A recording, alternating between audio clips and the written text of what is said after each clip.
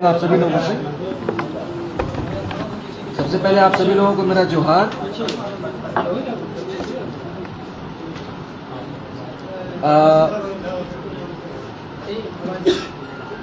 10 जून 2022 को जो घटना हुई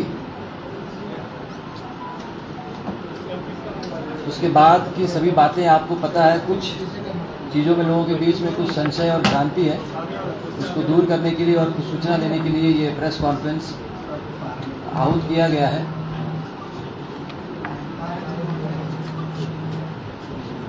दस तारीख की घटना के बाद बड़ी संख्या में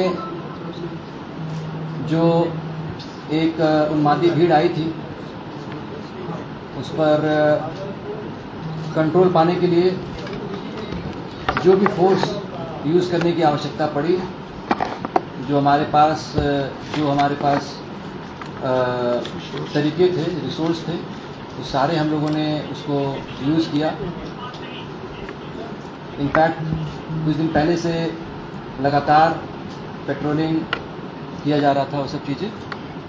उसके बाद 10 तारीख को दोपहर में क्या हुआ वो सबको पता है, और 3 बजे 3:30 बजे के बाद ये जो है घटना काफ़ी पीक एक भयावह रूप ले ली। उसके बाद प्रशासन के द्वारा जो मिनिमम फोर्स यूज़ करने के साथ ताकि भीड़ को नियंत्रित किया सके वो हम लोग फोर्स यूज़ किया गया। और उसके बाद भीड़ पर काबू पाने के बाद निषेधाज्ञा आदेश 144 CRPC SDM के ऑर्डर से पहले अल्बर्ट टिक्का चौक से लेकर सुजाता चौक तक लगाया गया, दोनों तरफ रोड के 500 मीटर तक। उसके बाद कुछ अन्य जगह से भी कुछ सूचना आई। उसके बाद विधि व्यवस्था को कायम रखने के लिए कुल 12 थानों में 144 जारी किया गया 10 तारीख को शाम के 8 बजे से। इसी बीच इंटरनेट सेवा को भी सस्पेंड किया गया 10 तारीख को शाम के 7 बजे से लेकर 11 तारीख के सुबह 6 बजे तक, और उसके बाद फर्दर उसको 11 तारीख को सुबह 6 बजे से लेकर 12 तारीख को सुबह 6 बजे तक एक्सटेंड किया गया। इसी बीच फोर्स और भी जगह से डिप्लॉय किए गए, और जब चीज़ें थोड़ी सामान्य होने लगी तब इंटरनेट सेवा को आज सुबह 4 बजे से उसको बहाल किया गया है।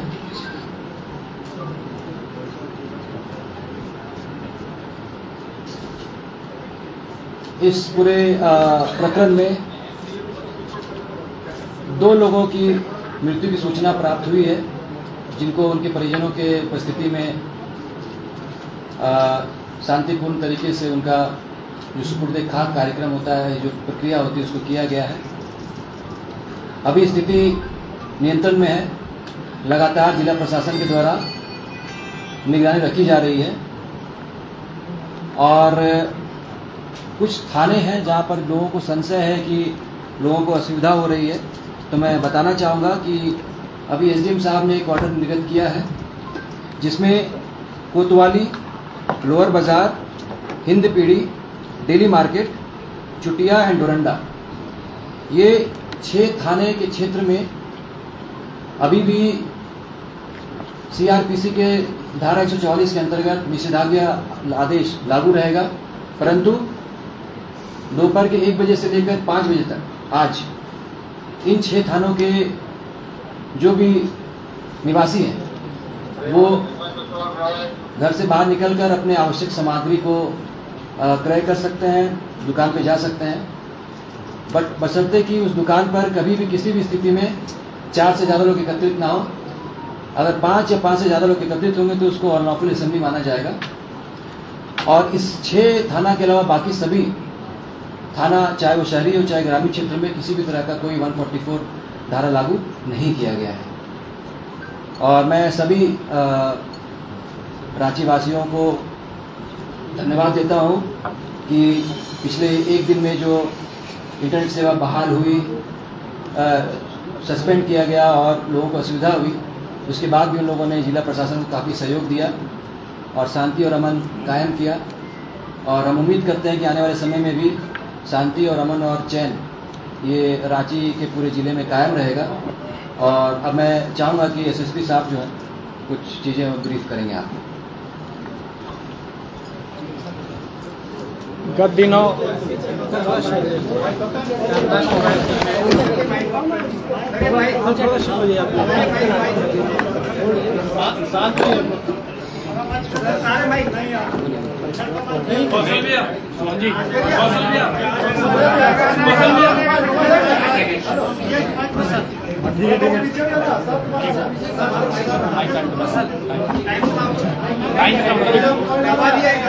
वीडियो यार मैं बोलूं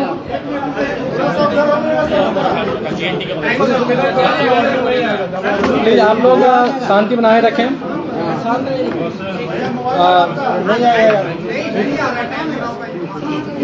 सबको मिल जाएगा प्लीज आप सबके पास तक आवाज पहुंचेगी। सबका ऑडियो आ जाएगा।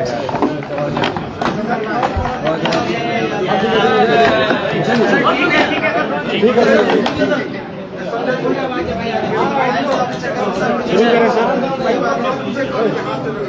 किसको विगत 10 जून को रांची में कुछ असामाजिक और उपद्रवी तत्वों के द्वारा यहाँ की शांति व्यवस्था आपसी समन्वय को खराब करने की कोशिश की गई थी। प्रोएक्टिव प्रशासन के माध्यम से जो हमारे पास अवेलेबल रिसोर्स और संसाधन थे, डिप्लॉयमेंट था, हम लोगों ने सर्टेन लेवल तक उन लोगों की मंशा को सफल नहीं होने दिया। उसके उपरांत शहर में एक क्योस था और स्थिति काफ़ी डरावनी सी प्रतीत हो रही थी। इस संदर्भ में जिला प्रशासन के स्तर से कुछ एहतियात कदम उठाए गए थे। इस संदर्भ में 144 लगाए गए हैं और इंटरनेट सेवाएं भी स्थगित की गई थी, जो कि आज सुबह से प्रारंभ कर दी गई है। अभी आप लोग जो खुद जो स्थिति देख पा रहे होंगे शहर की, लगातार जो है स्थिति सामान्य सी होती प्रतीत हो रही है।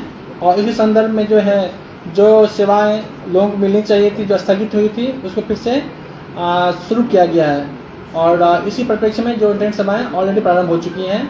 आज जिला प्रशासन के जो द्वारा ये निर्णय लिया गया कि जो आम लोगों की थोड़ी सी परेशानियां हो रही है, उसको हम लोग कुछ हद तक सर्टेन लेवल तक कम करने की कोशिश करें। तो एक प्रॉपर मीटिंग के बाद हम लोगों ने कुछ पॉकेट में कुछ समय के लिए उन चीज़ों को थोड़ा सा रिलैक्स करने की प्रक्रिया आरंभ कर दी है। आप लोगों को बताना चाहूँगा कि जो स्थिति हुई थी उसके उपरांत जिले में अभी तक कुल मिला के 25 FIR रजिस्टर्ड हो चुके हैं। कुछ मीडिया के बंधु हमसे पूछ रहे थे कि कितने FIR हुए हैं, तो जिले में अभी 25 FIR प्रतिबंधित हुए हैं।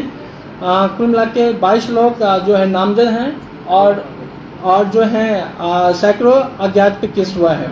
इनफैक्ट इस पूरे मामले की जांच के लिए ऑलरेडी एक SIT फ्रेम किया गया है और वो SIT के साथ हमारा एनालिसिस विंग है, हमारा टेक्निकल विंग है, जो हमारे पास उपलब्ध साक्ष्य हैं, चाहे वो CCTV फुटेज का हो, चाहे वो ड्रोन कैमरा का हो, हमारा कंट्रोल रूम कैमरा की स्थिति हो, मीडिया बंधुओं से जो कुछ आए हैं हमारे पास वो हैं रिकॉर्ड, कुछ साइंटिफिक एविडेंस उठाए गए हैं, CID की तरफ से भी लगातार प्रयास किए जा रहे हैं। तो हम लोगों का काम इन्वेस्टिगेशन स्टार्ट हो गया है। सेम टाइम हम लोगों की सभी प्राथमिकता थी जिले में अमन चाल दुरुस्त करने के लिए। इस परिप्रेक्ष्य में पुलिस मुख्यालय के द्वारा रांची जिले में 3500 के ऊपर फोर्स दिए गए हैं। इस फोर्स में हमारे रैपिड एक्शन फोर्स जो ट्रेंड होता है, उसके अलावा रैप और ATS, STF, जिला पुलिस के कर्मी और जो हमारे लोकल इनपुट्स के लोग होते हैं वो लोग शामिल हैं। संपूर्ण मामले की बहुत ही अच्छे तरीके से विश्लेषण और उस पर नज़र रखी जा रही है, जिसका मॉनिटरिंग रांची जिला से भी हो रहा है और अस्पताल ब्रांच के द्वारा भी की जा रही है। आप लोगों को मैं ये बताना चाहूँगा कि उस पूरी घटना में जो है अभी तक स्थिति के अनुरूप 38 पॉकेट्स को हम लोगों ने वल्नरेबल सेंसिटिव घोषित किया था, जहाँ पे लगातार दिन रात जो है फोर्स का डिप्लॉयमेंट है। कुछ पार्टिकुलर पॉकेट्स में आप लोगों ने रोड शो, फ्लैग मार्च भी देखा है, ताकि आम जनता का विश्वास प्रशासन पे बना रहे और कॉन्फिडेंस बिल्डिंग्स के तहत जो उपाय लिए जाते हैं वो हम लोग कर रहे हैं। इसके अलावा शहर में लगभग 50 से ऊपर मोटरसाइकिल की जो दस्ते हैं उसके द्वारा हर गली में, हर सेंसिटिव पॉकेट्स में, मिक्स पॉपुलेशन में पेट्रोलिंग की जा रही है। साथ ही लोगों से वार्ता भी की जा रही है कि आप सब इस शहर के वासिंदे हैं और आप लोगों ने रांची की बेमिसाल इतिहास को कायम रखा है, जो कि शांतिपूर्ण समन्वय कर रहा है। तो साथ ही हम लोग का अपना काम पुलिसिंग, पेट्रोलिंग है, साथ ही कॉन्फिडेंस बिल्डिंग के लिए अच्छे लोगों से, प्रबुद्ध लोगों से, सामाजिक कार्यकर्ताओं से, NGO से, पॉलिटिशियंस से और भी जो हमारे ब्यूरोक्रेट्स के लोग हैं, सिविल सोसाइटी के लोग हैं, उनसे लगातार चर्चा की जा रही है ताकि जितनी जल्दी हो सके अमन चैन यहाँ पे इस्टेब्लिश हो जाए। इसके अलावा हमारा जो है कंट्रोल सिस्टम के माध्यम से हम लोग इन सब पॉकेट में, जैसे मैंने कहा कि मोस्टली लोग यहाँ पे अमन चैन पसंद करने वाले हैं। और उस दिन की जो बातें थी, उस दिन भी जो यहाँ के प्रबुद्ध लोग थे, जो जानकार हैं, अच्छे संगठन हैं, किसी भी संगठन के द्वारा, किसी भी लोगों के द्वारा इस चीज़ का शायद जो मेरे पास इन्फॉर्मेशन है, जो हम लोगों ने बात किया था, उस संदर्भ में उन लोगों से परामर्श नहीं किया गया था या उनकी अनुमति नहीं ली गई थी। अच्छे लोग, प्रबुद्ध लोग थे, बोलते रहे थे कि ऐसा कोई भी चीज़ हम लोगों के स्तर से आदेशित नहीं किया गया है। तो वो कौन लोग हैं, वो कौन शरारती लोग हैं, वो कौन से असामाजिक लोग हैं, डायरेक्ट हैं कि इनडायरेक्ट हैं, परोक्ष हैं, प्रत्यक्ष हैं, यहाँ हैं, वहाँ हैं, जहाँ हैं, तहाँ हैं, कहीं भी किसी स्वरूप में हैं। हमारा जो इन्वेस्टिगेशन विंग है, जो एनालिसिस विंग है, हम लोग साक्ष्य के आधार पर बात करेंगे और साक्ष्य के आधार पर हम लोग जो भी दोषी होंगे उस पर कठोर से कठोर कार्रवाई सुनिश्चित करेंगे। बट एक चीज़ मैं आप लोग बात बताना चाहूँगा कि जो निर्दोष लोग हैं उस पर हम लोग कोई भी आंच भी नहीं आने देंगे। इसके अलावा चूँकि अभी इंटरनेट सेवाएं शुरू कर दी गई है, बहुत तरीके से, बहुत तरह से मर्मरिंग हो रहा है, सोशल साइट्स का यूज और मिसयूज दोनों होता है। बट इस मंच के माध्यम से, आप सभी के माध्यम से मैं आप लोगों को बोलना चाहूँगा कि हमारे डिस्ट्रिक्ट में डिस्ट्रिक्ट मॉनिटरिंग सेल भी क्रियाशील है। साथ ही स्पेशल ब्रांच के लेवल से और स्टेट लेवल से भी मॉनिटरिंग की जा रही है। हम वैसे सभी चीज़ों को हम लोग देख रहे हैं, वैसे वीडियो को, ऑडियो को, अपलोड को, डाउनलोड को, किसी भी तरह के ट्रांजेक्शन को, चाहे वो व्हाट्सएप पे हो, ट्विटर पे हो, इंस्टाग्राम पे हो, फेसबुक पे हो, जिससे किसी व्यक्ति विशेष की, समुदाय विशेष की भावनाएं आहत हो रही हो या किसी पे इल्जाम लगाए जा रहे हो, ऐसे सारे वीडियो, ऑडियो हम लोग उस पर मॉनिटरिंग कर रहे हैं। और उस वीडियो का मॉनिटरिंग करने के उपरांत जो सही कार्रवाई होगी, जो लोग शांतिपूर्ण दिशा में क्रियाशील होंगे, उनका सबका स्वागत है। बट जो कोई भी लोग, चाहे वो कोई भी हो, कहीं बैठ के प्रयास कर रहे हो कि रांची के अमन चैन को खराब कर देंगे, तो वो हमारे सोशल साइट से बच नहीं पाएंगे। तो वैसे सारे वीडियो, ऑडियो, कंटेंट्स जिससे कि सामाजिक सद्भाव, व्यक्तिगत और सामाजिक भावना, सामाजिक सद्भाव और एक कह सकते हैं कि जो समुदाय की मान्यताएं हैं प्रभावित होगी, हम लोग उस व्यक्ति के खिलाफ, उसके ट्विटर के खिलाफ, उस एडमिन के खिलाफ भी कठोर से कठोर कार्रवाई करेंगे। अभी बहुत सारे वीडियो, ऑडियो जिसमें कुछ आपत्तिजनक बातें, कुछ अफवाह के रूप में जहाँ तहाँ उड़ रही थी, हम लोगों ने उस सब वीडियो, ऑडियो को भी अपने पास लगाया है और एक स्पेशल टीम के माध्यम से हम उस ऑडियो, वीडियो की जाँच करवा रहे हैं। वास्तव में कुछ सही होगा तो उसके अनुरूप कार्रवाई की जाएगी, लेकिन वीडियो सिर्फ और सिर्फ नफरत, द्वेष, ईर्ष्या, हिंसा को बढ़ाने के लिए किया जा रहा हो तो ऐसे लोगों को हम माफ नहीं करने वाले हैं। तो इस परिप्रेक्ष्य में अभी जो स्थिति है, जैसे कि ऑलरेडी साहब ब्रीफ कर चुके हैं आप लोगों को, हैं कि अभी लोगों की परेशानी को देखते हुए, जो लोगों की डिमांड है और जो शहर की स्थिति थोड़ी बेहतर हो रही है, इस संदर्भ में जो आप लोगों के लेवल से भी मॉनिटरिंग हो रहा है, जो बातें रिपोर्ट आ रही है, एक सर्टेन पॉकेट में सर्टेन टाइम के लिए एक रिलेक्सेशन दिया जा रहा है। सेम टाइम पे हमारे पुलिसिंग के सारे डायमेंशंस खुले हुए हैं, हमारा ट्रैकिंग सिस्टम जारी है, हमारा जो है मतलब एनालिसिस विंग का काम चल रहा है, इन्वेस्टिगेशन चल रहा है, FIR की प्रक्रियाएं चल रही है। और हम लोग आप सभी के माध्यम से समस्त रांची वासियों से अनुरोध करेंगे, अपील करेंगे, आपका शहर है, आप इसके वासिंदे हैं, किसी भी तरह के हिंसा से, नफरत से समाज में अमन चैन नहीं आ सकता है। आपसी सौहार्द, आपसी समन्वय, आपसी विश्वास और आपसी पारस्परिक भावनाओं का सम्मान करने से ही समाज बनता है। तो ये एक बगीचे की स्थिति है। यहाँ पे बात सबकी खूबसूरती तभी होती है जब हम सब खूबसूरती हो, ये तभी है जब हम एक दूसरे का सम्मान करें। इसलिए मैं समझ जिलावासियों से कर रहा हूँ, स्थिति सामान्य है, नियंत्रित हो रही है। आप लोगों को पास्ट में कुछ दिखते हुई, इसके लिए मैं पर्सनली क्षमा प्रार्थी हूँ कि आपको इंटरनेट यूज का मौका नहीं मिला या कुछ समय के लिए आप घर से निकल नहीं पा रहे हैं, बट आपके सहयोग से ही संभव पा रहा है कि फिर से हम लोग ट्रैक पे आ रहे हैं। तो जिले में जो आप लोगों ने अमन चैन और शांति व्यवस्था बनाने में योगदान दिया है, इसके लिए जिला प्रशासन, हम सभी लोग आप सबके आभारी हैं। और फिर से आप सबसे रिक्वेस्ट करूंगा कि थोड़ा सा सब दीजिए, सहायता कीजिए, हम लोग कोऑपरेट कीजिए। हम लोग बहुत ही अच्छे तरीके से इस पर क्रियाशील हैं, काम कर रहे हैं और हम लोग उम्मीद करेंगे बहुत जल्दी जिले में अमन चैन कायम हो जाएगा। देश भर में जहाँ भी घटनाएं हुई, 400 से ज्यादा गिरफ्तारियां हुई हैं। प्लीज एक एक करके जवाब दीजिए, मैं 10 क्वेश्चन लूंगा। सहारनपुर में जो लोग दंगे के मास्टरमाइंड माने जा रहे हैं, कहा जा रहा है उनकी भी इसमें भूमिका थी। जो पोस्टर शायद इससे पूर्व मैं रास्ते पे आपको मैंने ब्रीफ किया था कि हम लोग इन्वेस्टिगेशन कर रहे हैं, इन्वेस्टिगेशन स्टार्ट हुआ है, नहीं हुआ है। मैंने आपको ये भी कहा, हम जो कुछ भी कहेंगे या जो कुछ बोलेंगे वो साक्ष्य आधारित होगा। फिर मैं एक चीज दाद दिया, ऑलरेडी बोल चुका हूँ बिना क्वेश्चन आए, कि इन्वेस्टिगेशन में जो लोग भी दोषी पाए जाएंगे वो कहीं के भी हो, किसी स्वरूप में हो, डायरेक्ट हो इनडायरेक्ट हो, हम उसको छोड़ेंगे नहीं।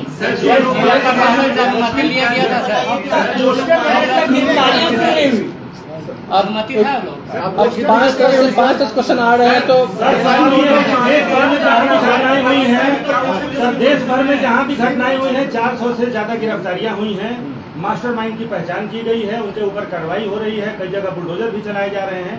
48 घंटे से ज्यादा का वक्त हो चुका है, रांची में एक भी गिरफ्तारी अब तक क्यों नहीं हुई है, पहचान क्यों नहीं हुई है? आप खुद पूछ रहे हैं कि कौन है, कहाँ है, यहाँ है, वहाँ है, जहाँ है, ये सवाल अभी तक सवाल क्यों है? इसलिए क्योंकि हर जो इंसिडेंट है अपने आप में यूनिक इंसिडेंट होता है, और यूनिक इंसिडेंट के का जो एक अपना सबका कोर्स ऑफ एक्शन होता है। हम यहाँ के इंसिडेंट की कंपेयर किसी और जगह से तब तक नहीं कर सकते हैं जब तक कि हम यहाँ अपनी चीज़ों को देख न लें, एविडेंस कलेक्ट नहीं कर लें। क्योंकि मैं जो बोलूँगा एक रिस्पॉन्सिबल पर्सन के रूप में, एक रिस्पॉन्सिबल मीडिया के रूप में बोलूँगा, तो मैं वही बोलूँगा जो मेरे पास फैक्ट होंगे। मैंने फिर से कहा है, यदि किसी और जगह पे यहाँ के अपने हालात थे, यहाँ पे डिफरेंट तरह के इशूज हुए थे, डिफरेंट ग्राउंड हुए थे, यहाँ पे डिफरेंट तरह से इंजरी आए थे सारे ऑफिसर्स को। आपने देखा होगा यदि हम लोग इतने होते हैं तो डीसी ऑन द स्पॉट थे, डीआईजी ऑन द स्पॉट थे, एसएसपी, मैं खुद, हमारे सीटीएसपी, तमाम पदाधिकारी वहाँ स्पॉट पे थे। तो हमारे इंसिडेंट अलग थे और इंसिडेंट से, हमारे हालात अलग थे, हमारी प्राथमिकताएं अलग हैं। बस इन्वेस्टिगेशन में जो मैं आप लोगों को बता चुका हूँ, जो निष्पक्ष इन्वेस्टिगेशन होगा, साक्ष्य आधारित होगा, वो निश्चित रूप से होगा। सर आप और डीसी साहब दोनों ये बोल रहे हैं बार बार कि संसाधन जो था उसी के हिसाब से चीज़ों को जो है दुरुस्त किया गया। ये गोली चलाने की नौबत क्यों आन पड़ी, और ये जो सीधे जो फायरिंग हुई कहाँ से अनुमति मिला? देखिए बात समझ लीजिए, हम सब एक ट्रेंड फोर्स के पार्ट हैं, हम लोगों का प्रशासन के अंग हैं। हम सब लोगों को एक प्रॉपर ट्रेनिंग दी जाती है, कब कहाँ किस मोड पे क्या एक्शन लेना है नहीं लेना है, ये हम लोगों का एक जो सिखाई होती है, जो हम लोग नॉर्म्स होती है, जो अंडरस्टैंडिंग है, जो परिस्थितियों का आकलन है, जो एक थर्ड पर्सन के रूप में नहीं की जाती है। ठीक है, तो इसका एनालिसिस इंटरप्रिटेशन यहाँ पे बैठ के हम नहीं कर सकते हैं। क्यों कैसी नौबत आ गई, जब इस पे आप समीक्षा करेंगे, आप भी बहुत अच्छे मीडिया में हैं, आपने भी बहुत सारे चीज़ देखे होंगे, समझे होंगे, जाने होंगे, और हम लोग का एक्शन कितना सही था, कितना लॉजिकल था, कितना जस्टिफाइड था, इस पे अब हम कुछ बोलना मेरा उचित नहीं होगा कि matter is being investigated now. But जो थे उस हालात में, जो हमारी ट्रेनिंग थी, जो हमारे अंडरस्टैंडिंग थी, जो हम लोग परिस्थितियों का आकलन कर पा रहे थे, जो एक कह सकते हैं use minimum force to maximum saving one. देखिए, इसमें जब भी कोई भीड़ को अनलॉफुल असेंबली डिक्लेयर किया जाता है तो ये एसओपी है, स्टैंडर्ड ऑपरेटिंग प्रोसेस होता है। स्टैंडर्ड ऑपरेटिंग प्रोसीजर के थ्रू जो वहाँ उपलब्ध मजिस्ट्रेट रहते हैं और पुलिस का आकलन के बाद जो भीड़ में जो उपद्रवी होते हैं, तो शांति व्यवस्था को कायम करने के लिए एक एसओपी है, वो एसओपी को फॉलो किया जाता है। And firing, air firing is the last resort to control and neutralise the disturbance and public order को इस्टेब्लिश करने के लिए ये आवश्यक हुआ है। तो हम लोगों ने सारे एहतियात बरते, जो एसओपी में जो फॉलो किए जाते हैं प्रोसेस, उसको फॉलो किया। उसके बाद firing as a last resort हम लोगों को रिसोर्ट करना। सर जो लोग मारे गए, कितने लोग मारे गए सर, कितने लोग मारे गए हैं वो बताइए, उनका प्रोफाइल बताइए सर। आप इसे चूक बोल रहे हैं, हम तो इसको बोल रहे हैं कि जो हम लोग परिस्थिति का आकलन कर पाए थे, हमारी तैयारी अच्छी थी, तो जो विपरीत स्थिति हो सकती थी उसको टाल दिया गया। जो अल्ताइयों के मंसूबे थे, जो मकसद थे, वो कामयाब नहीं होने दिए गए। की कमी थी क्या शुरू में इस तरह? नहीं, ऐसी कोई बात नहीं थी, और फोर्स कमी रहती तो हम आज इस प्रेस कॉन्फ्रेंस नहीं कर पा रहे होते। ये हमारी मुख्य व्यवस्थाएं थी, हमारी अंडरस्टैंडिंग थी, एंटिसिपेशन था, इन्फॉर्मेशन था, उसके आधार पे हम लोगों ने तैयारी की थी। इसलिए हम लोगों ने आज जो हम बैठ के हम लोग बात कर रहे हैं, संभव पाया कि नहीं तो उपद्रवियों की मानसिकता जो मंसूबे थे सफल हो जाते हैं। सर जो लोग मारे गए sir, can you confirm another temple was also under attack? Street पर जो टेंपल दोबारा अटैक किया गया, क्या आप कंफर्म कर सकते हैं? सर एक और टेंपल जो अंडर अटैक कंफर्म कर सकते हैं? एफआईआर पुलिस की ओर से या फिर आम जन से? ये कुल मिला के है एफआईआर, कुल मिला के 25। सर मारे गए लोगों का प्रोफाइल बताइए सर, मारे गए जो लोग हैं। पूरे मिला के पुलिस साइड से और पुलिस मिला के काउंटिंग किए हैं 25 FIR हुए हैं अभी तक। ये आप एक रिस्पॉन्सिबल रूप में कहना चाहूँगा कि जो मैंने ऑलरेडी कहा कि सोशल साइट्स पे क्या हो रहे हैं नहीं हो रहे हैं, कृपा करके उसमें आप हेल्प कीजिए हमारी। और जो इशू है हमारे जांच का विषय है, हम जांच करवा रहे हैं। सर मारे गए लोगों का प्रोफाइल बताइए सर, लोग मारे गए उसका प्रोफाइल बताइए सर, क्या आप लोग मरे थे सर? हम लोग डीसी सर आपने एक बात कही है एसओपी की, आप उसको थोड़ा स्पष्ट कर दीजिए। आपने कहा कि हवाई फायरिंग एसओपी में हम लोगों का है, जो लोग